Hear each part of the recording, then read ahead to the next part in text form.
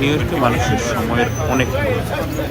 তাই সকালবেলা মেট্রো স্টেশনে মানুষকে হুড়মুড় করে অফিসে ছুটতে দেখবেন, মানুষের একটু ভিড় দেখবেন, কিন্তু রাস্তাঘাটে যানবাহন বলতে প্রাইভেট কার দেখা যাবে, সেই অর্থে মানুষ আপনি খুঁজে পাবেন না, কারণ সবাই ব্যস্ত, সবাই তার যার যার কাজে বা ঘরের মধ্যে ব্যস্ত। অযথা তারা কেউ রাস্তায় ঘোরাঘুরি বা হাঁটাহাঁটি করে না। আমাদের দেশে যেমন রাস্তায় বের হলেই, ঢাকা শহরে রাস্তায় বের হলে আপনি মানুষ দেখতে পাবেন, নিউ ইয়র্কে তেমনটা নয়। কিন্তু ব্যতিক্রম হচ্ছে ম্যানহাটনের এই টাইমস।